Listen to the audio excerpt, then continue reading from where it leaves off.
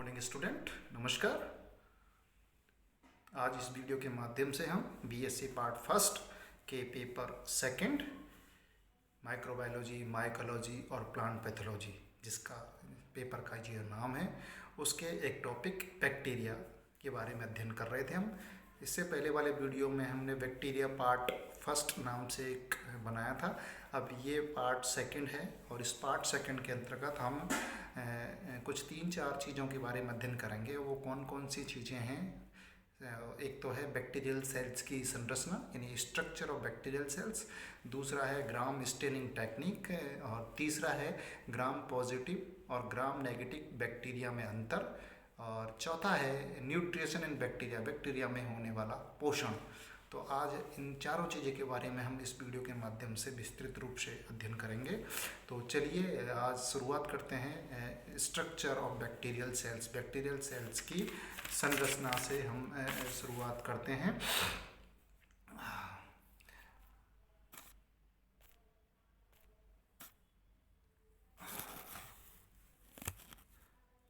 जैसे आप स्ट्रक्चर देख रहे हो बैक्टीरियल सेल्स की,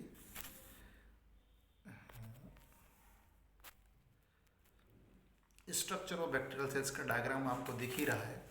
तो कोई भी बैक्टीरियल सेल्स है, बैक्टीरियल सेल्स सेल वॉल व साइटोप्लाज्म से मिलकर बनती है। बैक्टीरियल सेल वॉल व साइटोप्लाज्म से मिलकर के बनती है। सेल वॉल के बाहर स्लाइम लेयर का आवरण पाया जाता है। जैसे सबसे बाहरी आपको डायग्राम में दिख रहा है, काफ़ी अच्छे तरह से आपको समझ में आ जाएगा। सबसे बाहर की तरफ, सेल वॉल के बाहर की तरफ स्लाइम लेयर का आवरण पाया जाता है। तो सबसे पहले स्टार्ट करते हैं स्लाइम लेयर।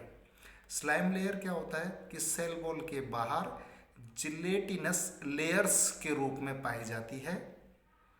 प्रोटोप्लास्ट से स्रावित पॉलीसैकेराइड जैसे डेक्स्ट्रीन, लेवान और एमिनो एसिड्स की पॉलीपेप्टाइड चेन से निर्मित होती है।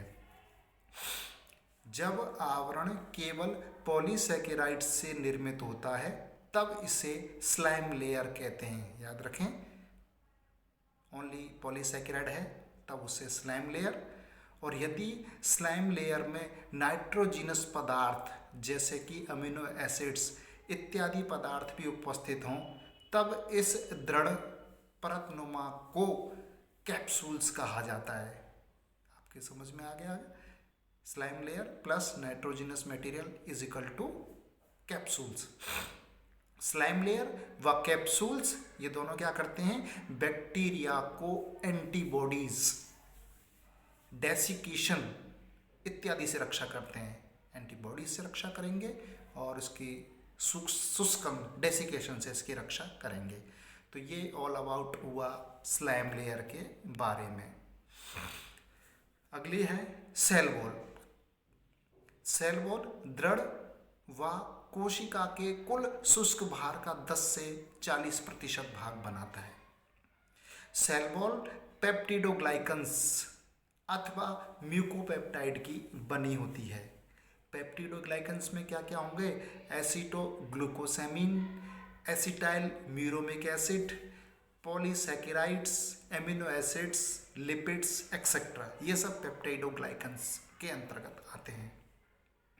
प्लांट्स व एनिमल सेल्स की भांति माइक्रोफिब्रिलर ना होकर ये ग्रेन्युलर होती है। याद रखें इसको, जो सेल वॉल होती है प्लांट्स और एनिमल सेल्स की भांति माइक्रोफिब्रिलर ना होती है, सिर्फ ग्रेनुलर होती है। एसिटोबैक्टर जाइलिनम, एसिटोबैक्टर एसिटाजेनम और जाइमोसार्सिना वेंटिकुलाई की कोशिका भित्ति सेलुलोज की बनी रहती है। आप इसको विशेष रूप से याद रखें। एसिटोबैक्टर जाइलिनम, एसिटोबैक्टर एसिटाजेनम और जाइमोसार्सिना वेंटिकुलाई, इनकी कोशिका भित्ति सेलुलोज की बनी रहती है।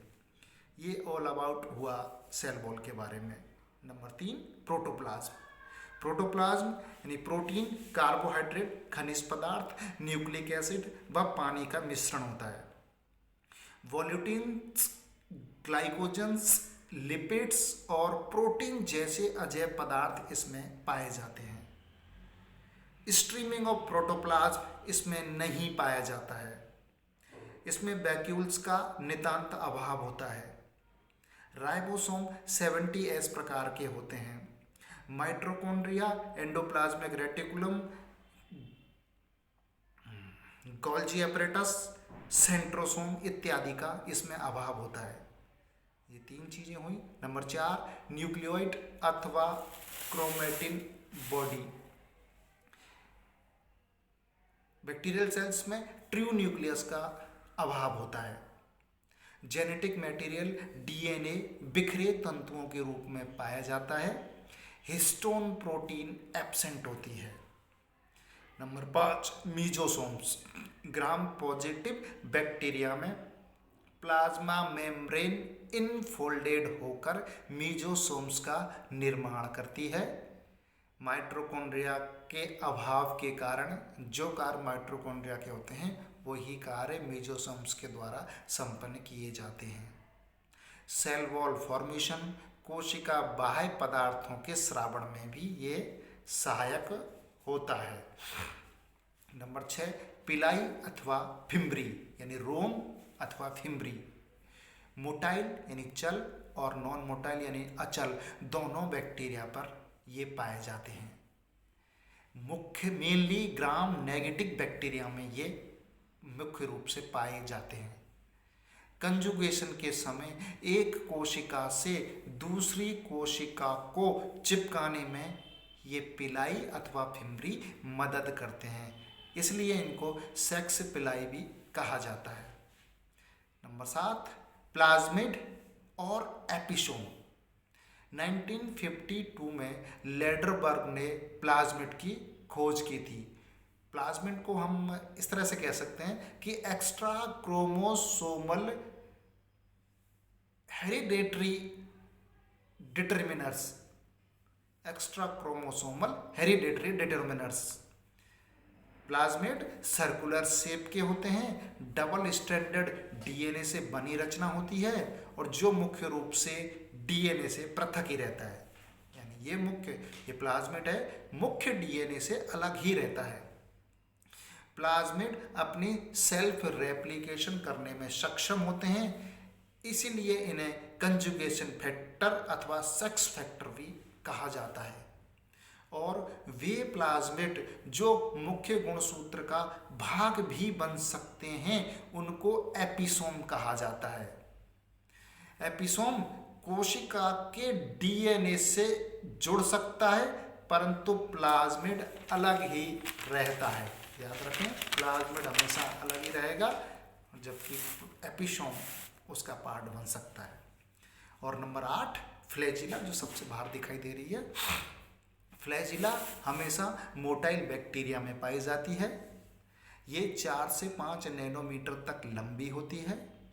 फ्लैजिलिन प्रोटीन की बनी होती है। 9+2 स्ट्रक्चर इसमें नहीं मिलता और फ्लैजिला की उत्पत्ति प्लाज्मा मेम्ब्रेन से ही होती है।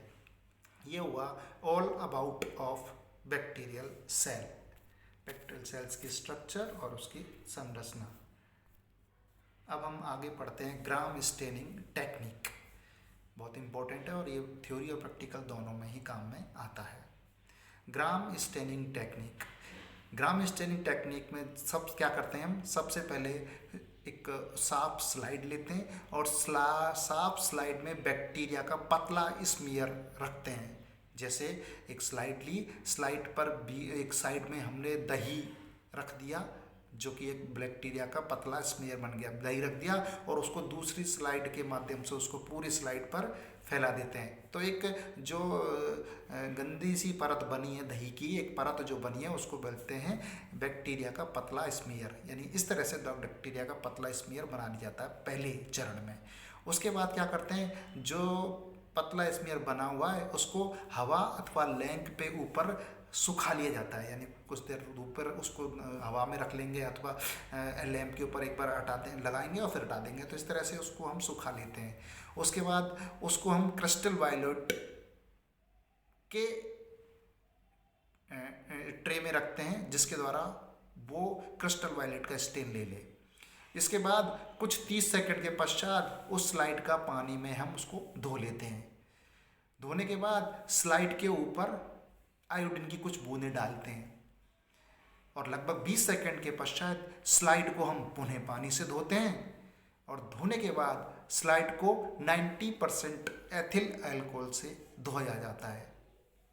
उसके बाद हम देखते हैं कि ग्राम पॉजिटिव बैक्टीरिया बादामी रंग के होते हैं और ग्राम नेगेटिव बैक्टीरिया में कोई स्टेन नहीं रहता है। तो ये हुआ ग्राम स्टेनिंग टेक्निक। इसके बाद अगला टॉपिक है हमारा ग्राम पॉजिटिव और ग्राम नेगेटिव बैक्टीरिया में अंतर। ग्राम पॉजिटिव बैक्टीरिया और ग्राम नेगेटिव बैक्टीरिया, ये क्वेश्चन आता है, सब ध्यान रखें।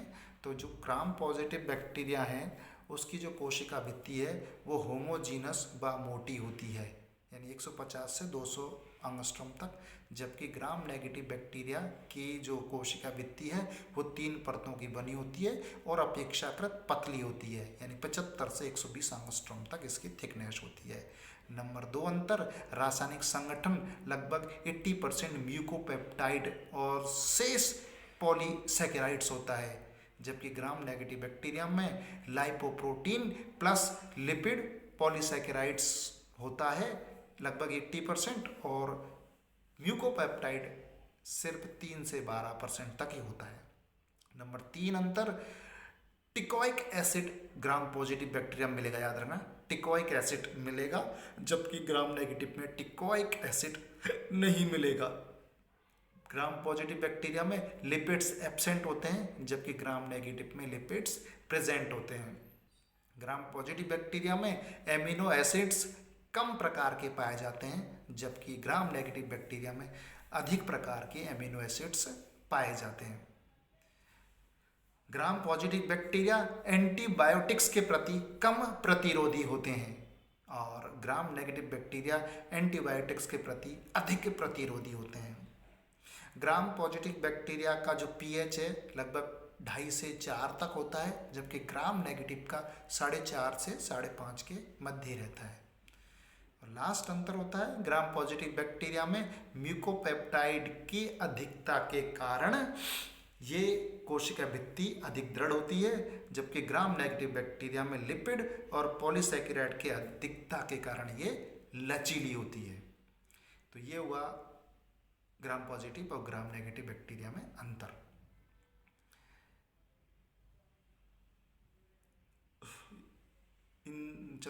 इस वीडियो के माध्यम से हम 3 चीज़ों के बारे में आज पढ़ पाए। ज़्यादा आपके फिर प्रॉब्लम होगी तो थोड़ा समझने में दिक्कत आएगी, तो अगले जो टॉपिक हैं उनको हम पार्ट 3 में ले लेंगे, तो उसको आप याद रखें। ये इन 3 चीज़ों के बारे में हमने इस वीडियो के माध्यम से जाना। ग्राम बैक्टीरियल सेल्स की स्ट्रक्चर, ग्राम स्टेनिंग टेक्निक और ग्राम पॉजिटिव और ग्राम नेगेटिव बैक्टीरिया में अंतर। धन्यवाद, थैंक यू।